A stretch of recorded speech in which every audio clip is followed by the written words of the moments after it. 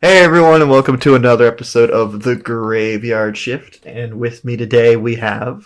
Hi, I'm Joelle. Hi, I'm Emily. You probably you know me at this point if you've watched any other videos on this channel. I'm in too many of them. I spend so much time here. It happens, you know? Am I on like almost every episode of The Graveyard Shift this year? Counting the Joker movies. Yeah. We did do those. On the better side of crazy, we will be doing Arcane reviews, and I'm super pumped for those. Oh, I am also super pumped for those. I was planning on being there for those because I was convinced by one of my coworkers to watch it. But for right now, we got this video to go through, which is talking about monster movies.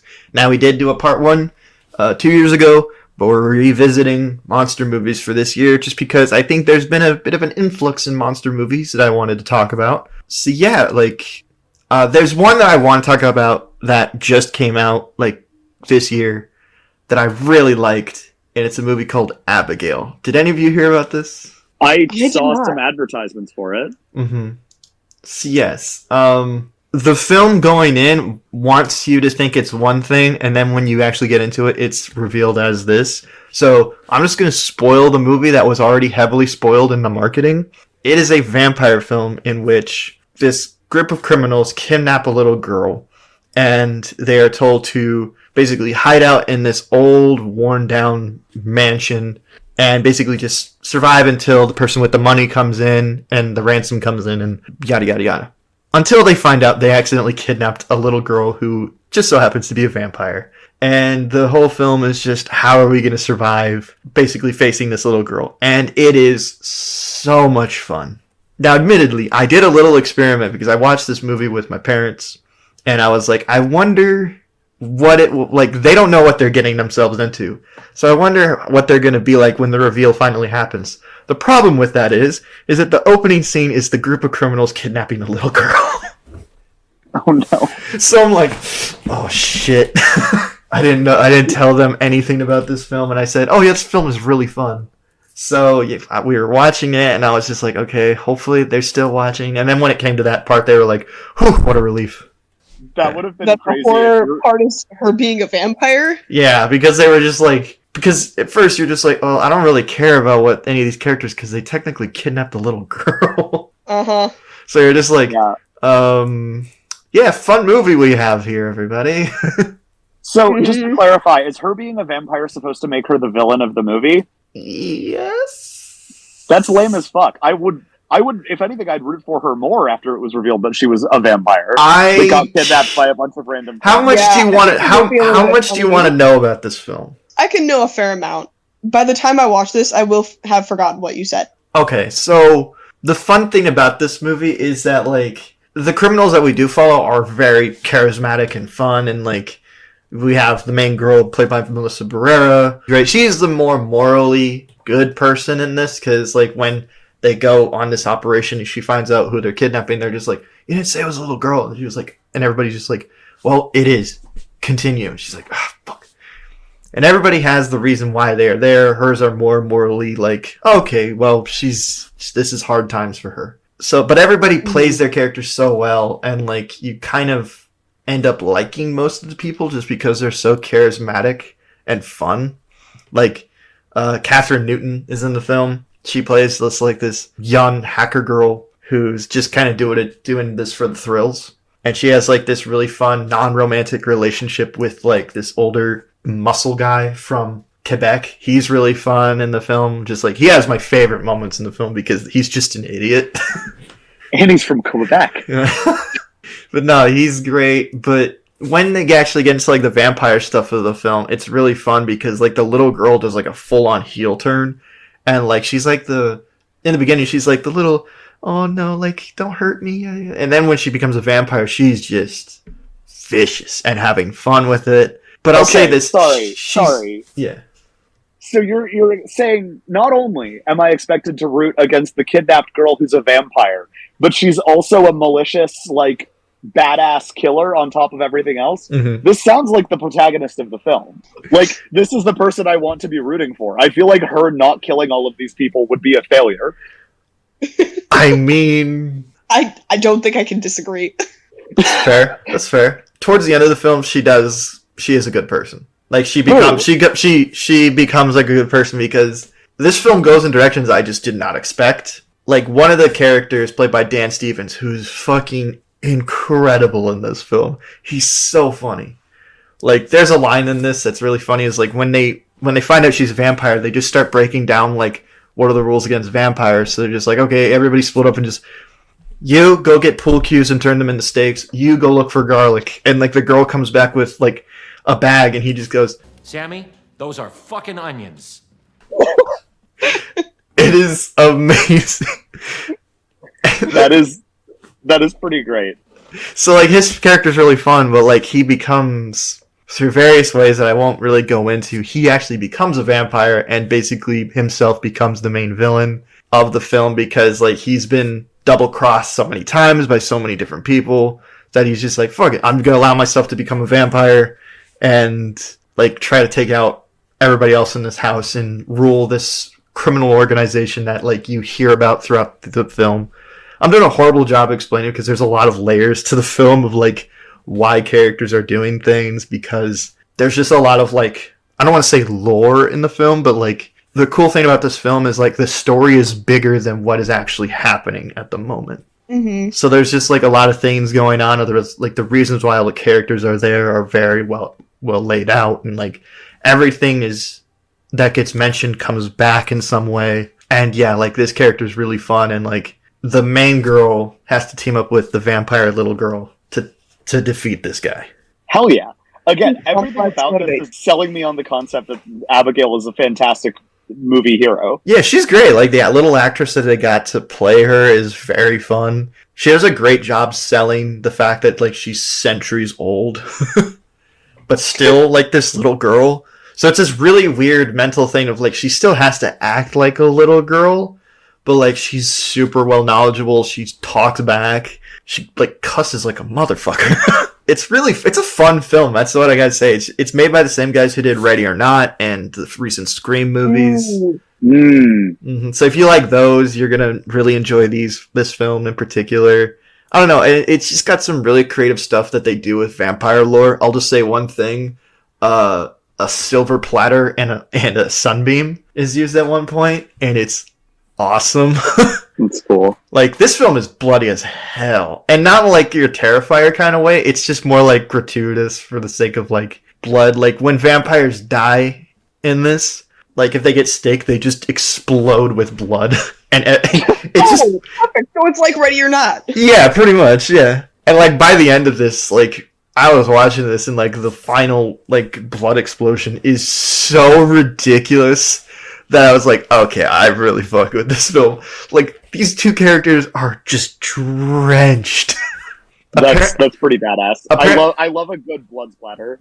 Yeah, apparently, from what I've heard, that this film like used all the blood that I think it was Ireland could hold.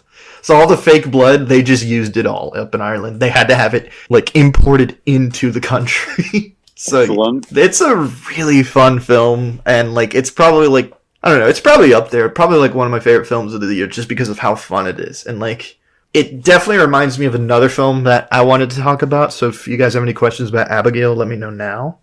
No, I'm set. Sounds like vampire shit. Mm-hmm. So the other film I wanted to talk about that really reminds me of Abigail and like how it's set up, and more purely in just the setup, is From Dusk Till Dawn. Now, Emily, have you seen From Dusk Till Dawn? Have I seen it? No. Am I familiar with it? Yes. What about you, Joelle? Haven't seen it. Unfamiliar. Okay. From Dusk Till Dawn is a 90s Quentin Tarantino, Robert Rodriguez film. It was written by Quentin Tarantino, directed by Robert Rodriguez, starring George Clooney and Quentin Tarantino as brothers. Yeah, because one clearly looks like he belongs to the same genetic makeup of the other. Oh, this is the movie with the foot tequila. Yep. What? Okay, you jumped the shark on this, my friend. So I was like, I know this for some reason. So what this film is like two criminals who just committed a very complex heist. I think I can't remember what exactly they're running for. They did crimes, like bad crimes. They basically kidnap like a family going down to the Mexican border. One of them's like a former priest who's lost his faith, and they go down the border trying to make it into Mexico just to kind of, once they're there, they're just going to leave them alone, just be on their merry way. But before they do that, they have to stop at this one little bar called the Titty Twister. And, you know, like, everything's going pretty well. Really well for Quentin Tarantino, because the main girl there, the stripper, or dancer, I should say, because she really doesn't strip, played by Salma Hayek in the scene that got her very famous. And admittedly, if you allow me to be a pig this one time, I like the scene. Tread carefully. I'll just say she's a very beautiful woman, and I think that the scene really shows off all the things physically that are very nice. Anyways. And this is also the scene that Emily was so mentioning, in which she pours tequila down her leg into Quentin Tarantino's mouth. Ah. Yeah. So that's where the foot tequila comes from. Yes. Got it. Yeah. It was Because also... Tarantino is a foot guy and wrote it into the script that his character gets a shot of tequila poured into his mouth down Salma Hayek's foot. Mm-hmm. Mm. And then shortly afterward, we find out that everybody in the bar, at least working the bar, is a vampire. So yeah, there's that. Exactly. Yeah, so, and then basically it just becomes like a siege film in which all these vampires are like storming this building, and who's ever left, pretty much, just has to survive the night and figure out ways to kill these vampires in really creative ways. It was also the film that taught most audiences that, like, hey, if the blood's not red, it's safe to do. Because, like, apparently when you turn into a vampire, your blood just turns green. Interesting. Yeah. I didn't actually know that about this movie. That's interesting. Yeah, they like, famously in the commentary for this film, like, they were talking about, like, ways that they had to get around, like, the ratings board, and they were just like, well, look, they just hate the color red. You can do the, like, some of the goriest shit imaginable. As long as the blood's not red, it's safe. And they also said this, like, yeah, like, the thing is in all these films is that the kid gets away. Like, he made a point to be like, yeah, we're killing that kid. What? He's just kind of surviving throughout most of the film. You're kind of like, oh, okay, they're not going to kill the kid in this film. They do. He's like a teenager, though, like at least at youngest, a tween. And he just, like, yeah, he gets mauled by vampires. Yikes. Now, for what I like about this film, I think the overall, like, twist of the film is very fun because, like, throughout most of it, it's definitely this feeling of, like, okay, this is another Quentin Tarantino-style crime film. Like Pulp Fiction, like Reservoir Dogs, like so many other things. And it's also got that Robert Rodriguez, like, mexploitation feel. So when you actually get to the vampire stuff, the film just kind of kicks into overdrive of just, like, this really fun feeling of, like, okay, now we're a monster film. How are we going to deal with the monster film? And just like Abigail, they start breaking down, like, okay, what do we know about monster movies? What do we know about vampires? Like, what can we do against them? And they're like, these can't be vampires. And like, I don't want to hear anything about I don't believe in vampires. Because I don't fucking believe in vampires. What I believe in my own two eyes, and what I saw is fucking vampires. Now, do we all agree that what we are dealing with is vampires? You like that trope. yeah, Yeah. some of the kills are very creative. Like, Tom Savini, if you know who that is, he's like a special effects, like, god in the industry. He plays a character called Sex Machine who has, like, a gun by his crotch that just flips open.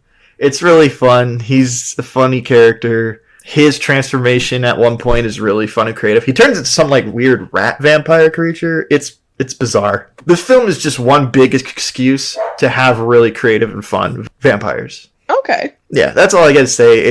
But it's got, like, a lot of fun Quentin Tarantino-isms. It's got a lot of fun Robert Rodriguez-isms in it. It's definitely probably not as aged well, but if you could get past, like, the fact that, like, oh, this is very 90s and dated, you'll have a lot of fun with it.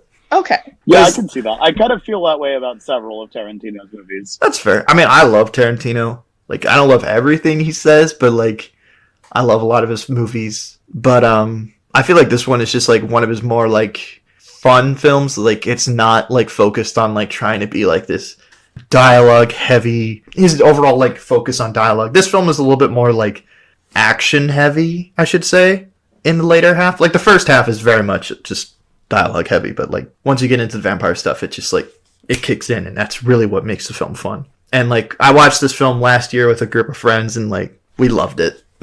We just had so much fun. Hell yeah. Yeah, my friend discovered that he really liked Selma Hayek that night. Jesus Christ. But yeah, is there any other like monster movies you guys want to talk about before we like get into any more that I have on my list? We could talk about Scooby-Doo 2 Monsters Unleashed. That's unironically a very good monster movie. It's fun. I agree. I'm very nostalgic for that movie. I had it on DVD as a child. Mm-hmm. I appreciate the fact. I think monster movies are a kind of particularly fascinating facet almost of the horror movie, because you can make some that are directed towards children. And I think we have some others. I know Joelle had one that she was going to comment on. But I feel like you can make monster movies for a younger age demo than you can some other types of horror movies. Like you don't really see slashers made for like 12-year-olds. But now you say that. The Bye Bye Man notwithstanding. What? Wait, that's not a movie. That's just a bad film. It was rated PG-13. No, but now you're saying that, I'm kind of like, what would a slasher movie for 12-year-olds look like? But then I'm also just like, I think that's a little bit too real. Yeah.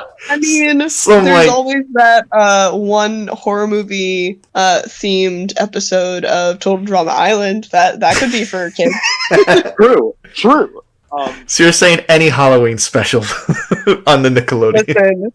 Listen, I love me a good Halloween special. Hey, why do you think we're doing this? Mm-hmm. Yeah, Oh, why don't we do that for one of the Graveyard Shift episodes? What? Side note, What? Max, What? we could do just like a ranking of TV Cartoon Network, Nickelodeon, Disney Halloween specials.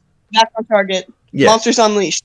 Yes. Yeah. I like this film, written by James Gunn. It's also weird to think that like, oh yeah, this is the guy who's running the DC universe now, and like, upon hindsight, it's like, oh okay, Love this that is for pretty fun. This is fun. Yeah. Yeah. This one was so much fun. Mm-hmm. My mother hated it for some reason, but we watched it anyways, and that's okay. Shout out to all the parents that had to put up with a lot of bullshit when we were young with like movies that are just okay, maybe not Scooby-Doo, but some are just like, oh, this is bad. Yeah. I mean, it's a 5.3 out of 10 on IMDb. That's fair. It does sound like a lot of haters just came on here and were like, no.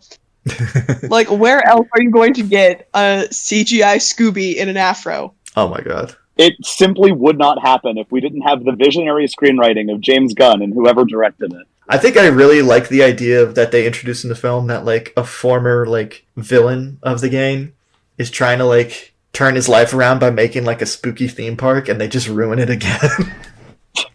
I always appreciate when Scooby-Doo gets slightly fucked up in that way. Yeah. Of like, no, the mystery gang has unfortunately genuinely ruined this man's life. Yeah.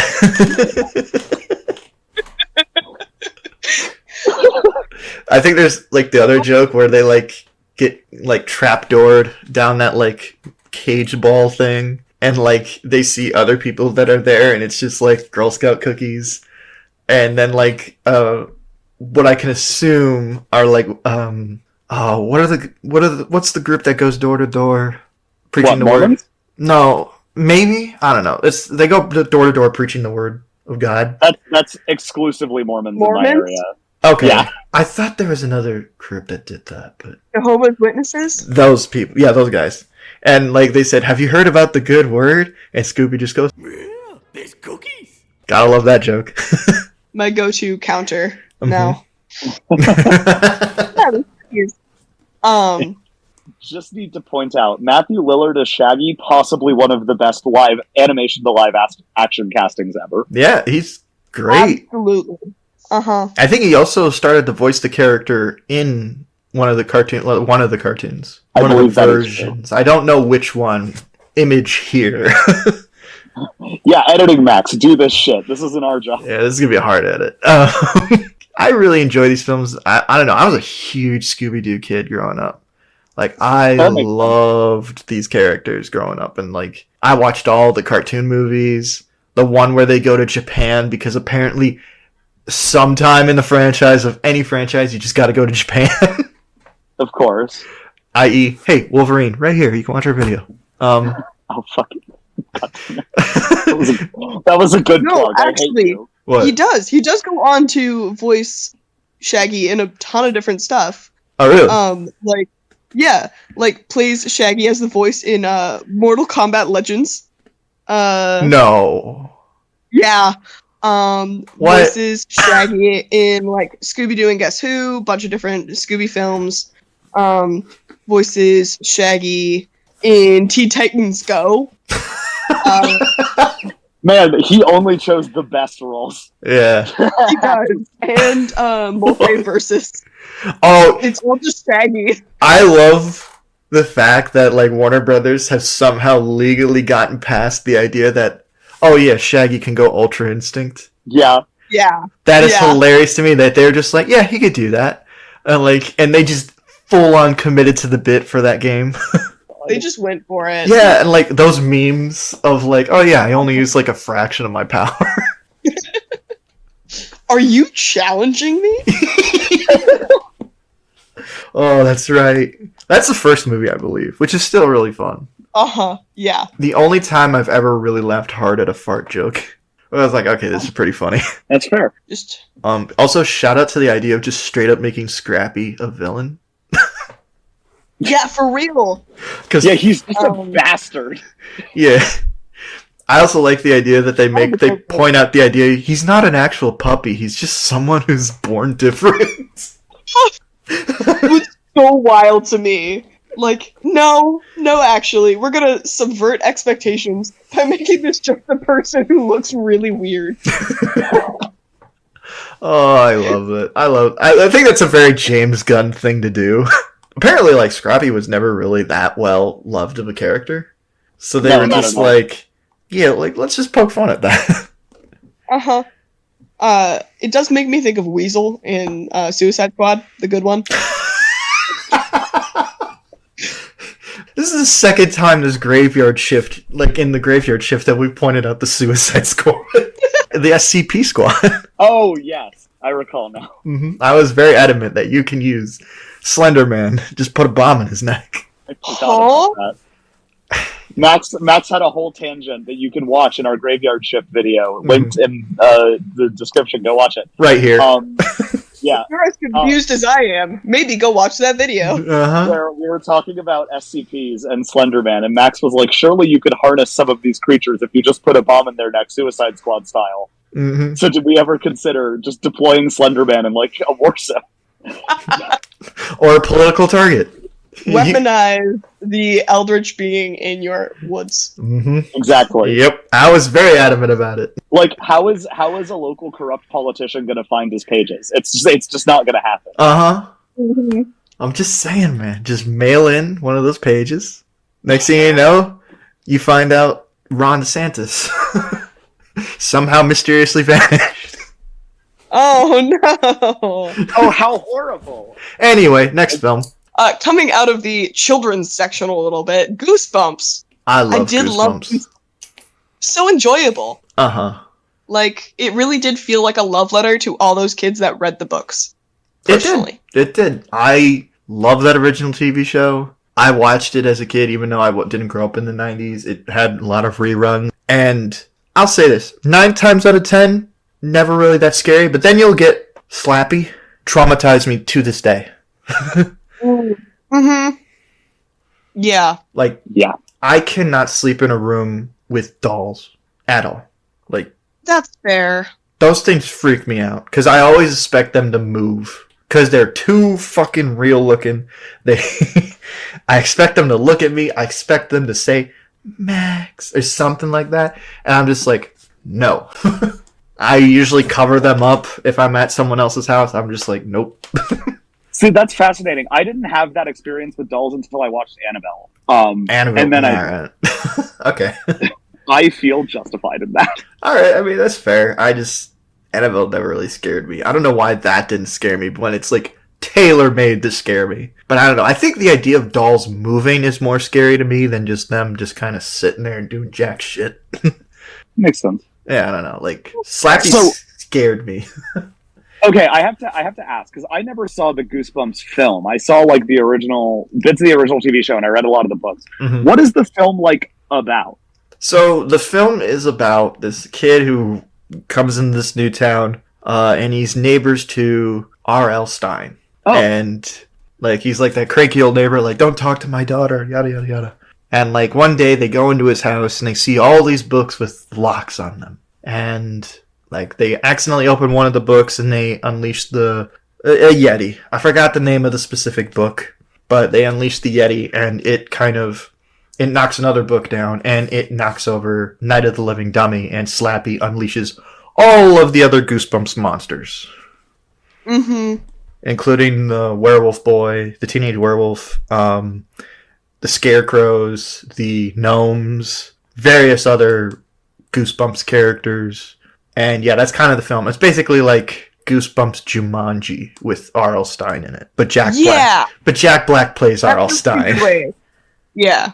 Jack Black as R.L. Stine was actually pretty good. I thought he was fun. That sounds like fun casting. That sounds like a fun concept for a movie. I was always suspicious of how they would do a Goosebumps movie on the basis that I was like, aren't there a lot of them? Like, I don't know what the continuity is. Yeah, like... It's by getting a little bit meta and having it be based from the author. It's not as scary as the TV show was, where like the TV show, like, say what you will, but like those practical effects sometimes can be very cool and very scary. I remember this one, like the swamp monster. That thing freaked me the fuck out as a kid. I don't know why. It just looked so cool. And like, I mean, not as a kid. It looked terrifying as a kid, but it was just so cool, like, upon like a rewatch. But like, in the movie, a lot of the creatures are just kind of CG. Except for Slappy. They did put in the effort to make that an actual dummy. That is nice. Voiced by Jack Black, too. So I thought that was pretty fun. That is fun. I appreciate all the references too, because again, like I said, I read a lot of the books as a kid. Mm-hmm. So, and some of those books were fucking terrifying. Oh yeah. Mm-hmm. So, mad respect that they were paying homage to the books. Which, my understanding, there was another adaptation of like a kid's horror book that was Scary Stories to Tell in the whatever. Scary Stories to Tell in the Dark. Yeah, I like that film actually. I didn't see it. The film. It didn't look that great, so I didn't watch it, but maybe it's good. It's fine. I think what I like about it is that it's more a horror film. Just, I don't want to say it's tame.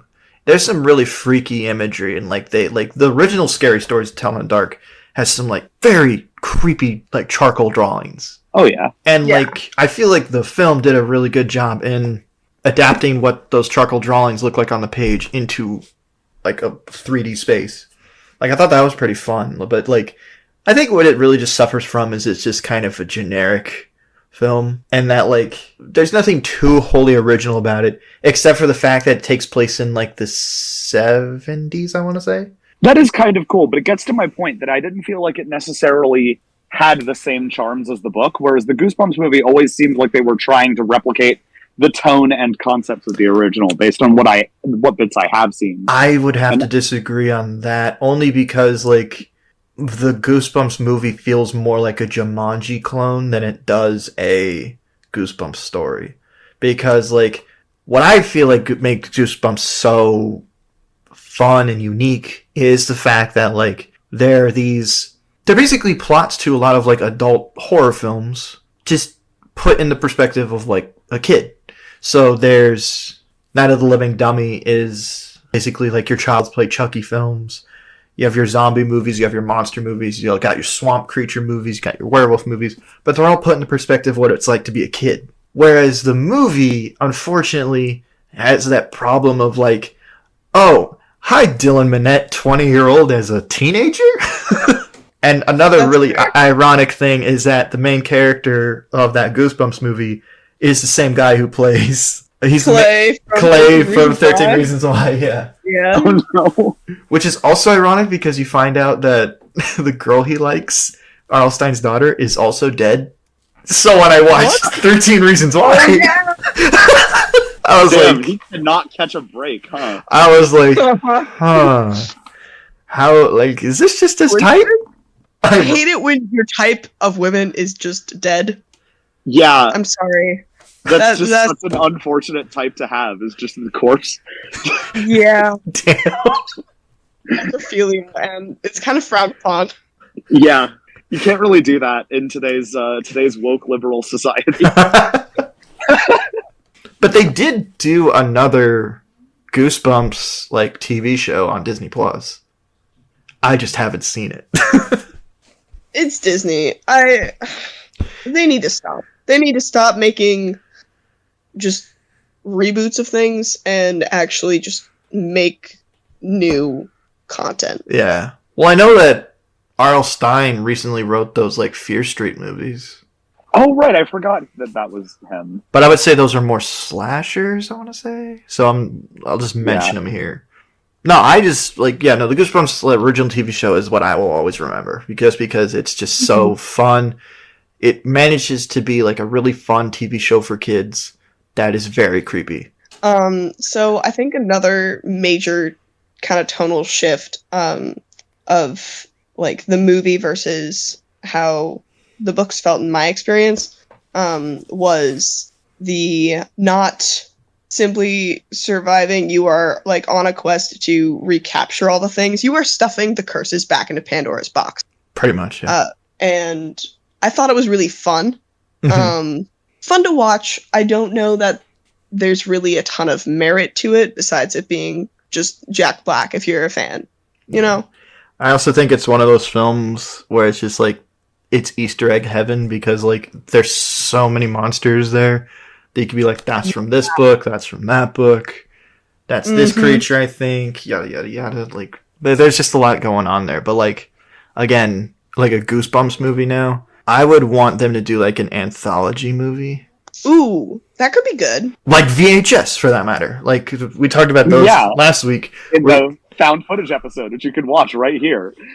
Hopefully. So many links. Yeah, so many links. We're plugging like crazy today. Yes, we are. If you just get like various different horror movie directors to just kind of like bring their spin on like a, just, you know, I don't think you should get Ty West, but if you could get Ty West to direct a Goosebumps like short. Mm-hmm. I don't know if they want to do that, but who knows? But the benefit of like doing with VHS, the VHS franchise, like you can, like it's kind of made anthology films so much more fun. Mm-hmm. There was one, I don't know if they ever made it into a TV show, but it was certainly a book called One Day at Horrorland.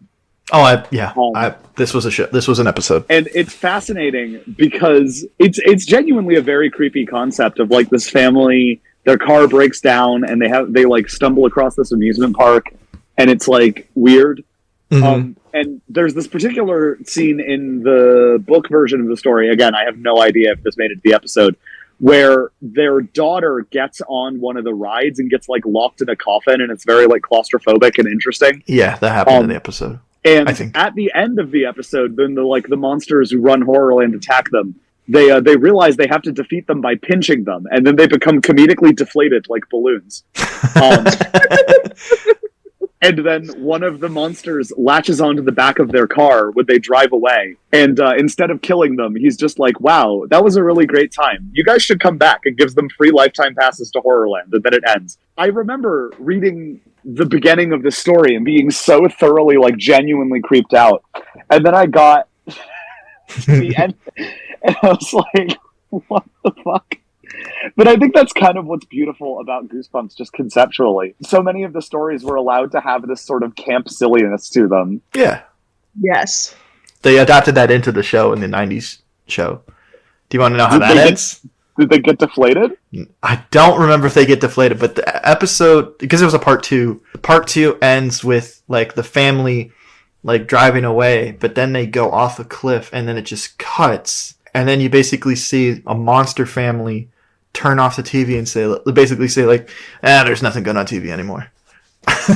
Okay, that is pretty funny. Like, it's dark because you're just like, that family's dead. But it's also, like, funny because you're like, oh, so this was all just a big-ass TV show for these monsters. This is, like, their dumb, like, reality TV entertainment.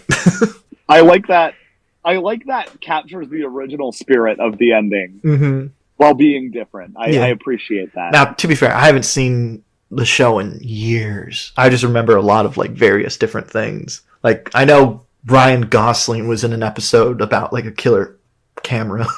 Really? Yeah, there's a camera that like would predict how something bad happened to you. I don't think it's like how you die, but like heavily implied that like, hey, when you take this photo, he'll see like skeletons in the photo, and it has Ryan Gosling in it because it was filmed up in Canada. That's pretty cool. where the taxes are cheaper. No, yeah, like love Goosebumps, but are you guys ready to move on from Goosebumps? Sure, I'm ready. I kind of want to talk about one film real quick that I finally saw for the first time, like relatively recently. It's not a kids film, but I do think it is a great monster movie. It is called The Thing. Yeah, I would say not a kid's film is an accurate descriptor of The Thing. Mm-hmm. Yeah, no, like, don't want to show your kids, like, people melting and such. Well, speak for yourself. I might die alone. But, for now, The Thing is a great horror film. Like, I don't know if any of you have seen the movie.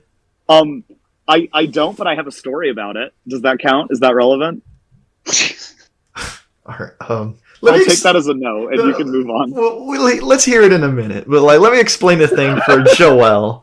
So The Thing is a horror movie that takes place in Antarctica, on this like research post in which one day this dog runs up to this camp being chased by a bunch of Norwegians, like being shot at, and they're just like, "What's going on here?" They fire back at the Norwegians, they die, and they're like, "Okay, now we just got this dog." And the dog starts acting really weird. And then you find out, like, oh, this thing can basically perfectly imitate any living creature. So it first imitates a dog, and then it starts imitating other humans. And so the film is this psychological minefield of, like, all these guys trying to figure out who is the thing. And, they figure out pretty quick a fun test on how to find out who is the thing using, like, blood samples. But my god, the fun thing about this movie is that the creature doesn't have a standard form. Like there's no like one version of this thing. Like it manipulates its body into like various different grotesque creature kind of things, and the special effects are amazing. I think the best scene in the film is the defibrillator scene, in which this guy has a heart attack and they go to do chest compressions and defibrillate him, but when they go to like press down on his stomach opens up and chews on the guy's hands. Ah, a mimic. Yes. Yeah. I think sure. Okay. It is a mimic. I got you, Joelle. It's a mimic. Thank you. Sorry. Thank you. I'm sorry that Max is uncultured. Yeah. I know. I can't believe this, Max. Shaking my head and my heart. Better. All right. Max, do you know what D&D is? Yeah, I know what D&D is. I don't play it that much. I listen to Ledgers of Adventures or something. Gotcha. Okay. But I don't know much Continue about. onwards. Well, like yeah, the creature like it then spews a spawn out of its chest, and it's like this weird. I don't even know how to begin to describe what it looks like, but they burn it, and as this thing is burning, the guy's head gets basically stretched off, and the head just starts running away. It develops legs and eyes of its own, and it runs away, and they're like, "What the fuck?" And they burn that thing. Like it is super creative on how they do all these different versions of this creature, and the acting is great. It's got Kurt Russell and like Keith David's great in the film. Various other actors, Wilford Brimley, the diabetes guy. It's a John Carpenter film, same guy who did Halloween. It's a great monster movie. It was highly panned at the time of release, but upon like people growing up with it and watching it, it's gotten this new life of its own as a really well done horror film. Hell, even Christopher Nolan cites it as an inspiration for Inception. Yeah, I'll just say because the way the film ends, it ends on this this question of like, okay, is he the creature or is he not?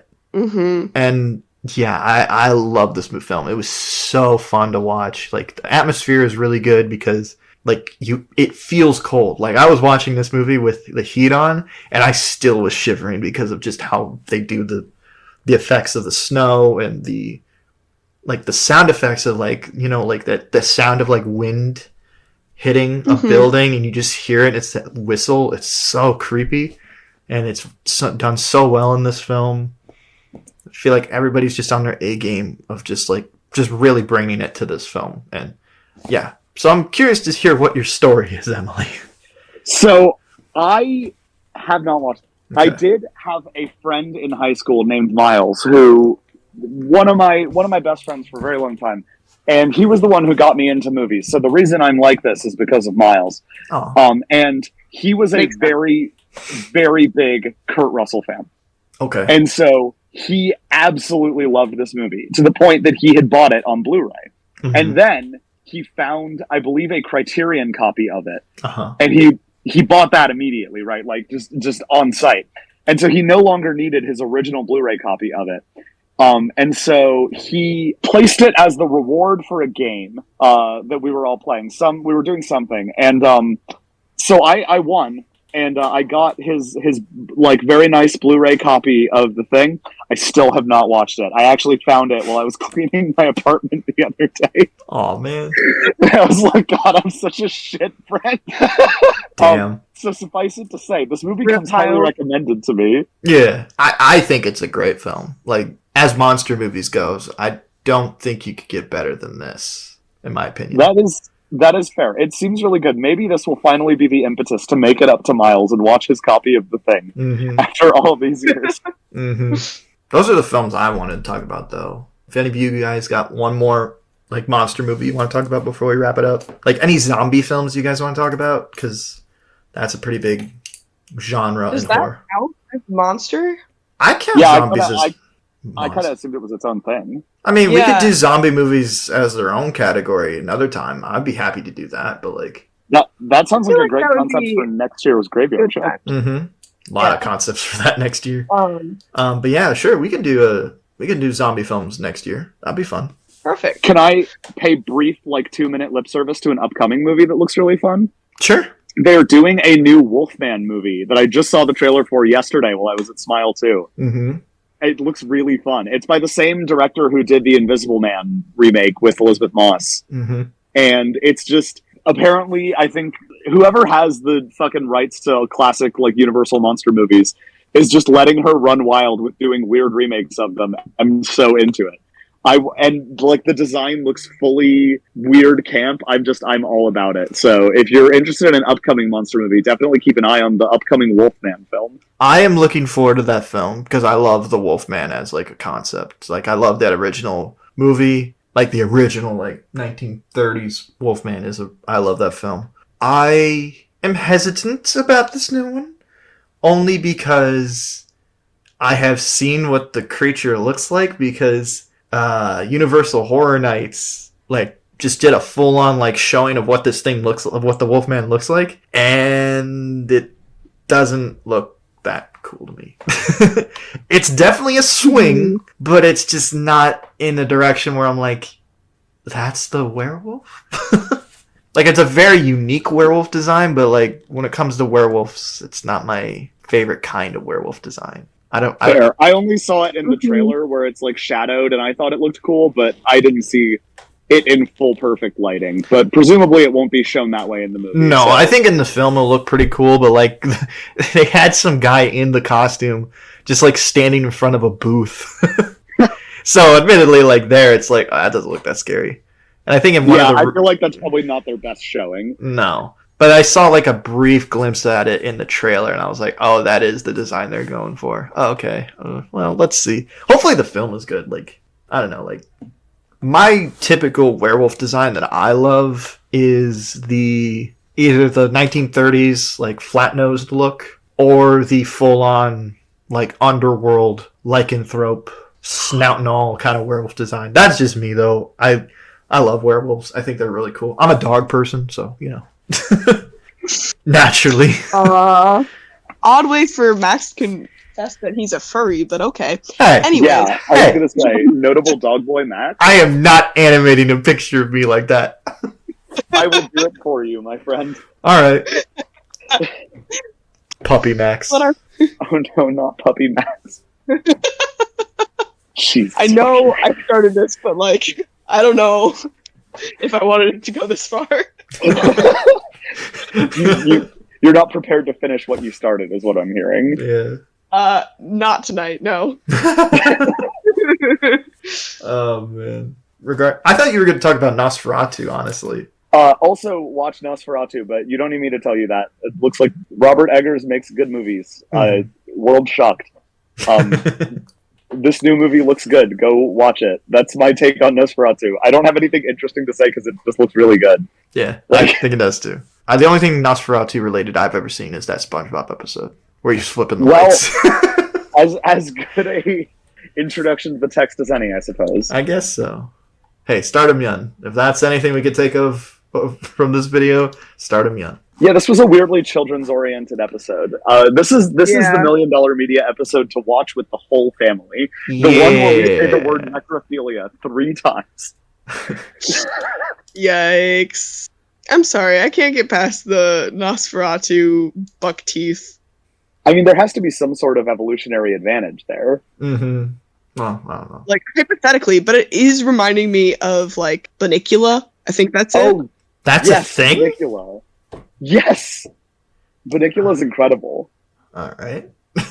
Sorry, hate to bring up another one that is children's oriented, but this is going to be a weird episode to edit, because 1 minute we're going to be talking about fucking Salma Hayek hot and all that, and then next thing you know, Bunnicula. Okay, hang on. Pause. Pause. We are going to be talking about Salma Hayek hot?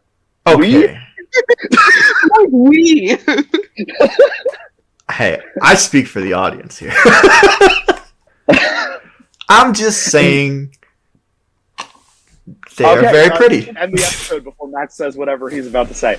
You should subscribe to $1 Million Media. Go check out our previous videos. We had a lot of fun with those as well. A lot of them we did mention in this episode. Yeah. Mm-hmm. Look out in the month of November. We're going to be ranking this music from season 1 from worst to best. And then when season 2 comes around, we're going to be doing a review for season 2 and the music from that season as well. So yeah, a lot of Arcane content coming up. We're also going to be doing reviews for like Venom. I'll have my review for Agatha coming out. I'll also be doing reviews for the Penguin, so stay tuned for that. Yeah, a lot of things coming up in the month of November and most likely December. So yeah, just stay tuned for that. Like, subscribe, and share. Do you guys have anything to say before we leave? Spay and neuter your pets. Cough into your sleeve. Send this video to the monster under your bed. What? Right? Isn't that a thing? Considering it is, but I stand by it. I regret nothing. I don't know about that one. I stand by it. Maybe we can workshop that one. No. The monster under your bed is Puppy Max.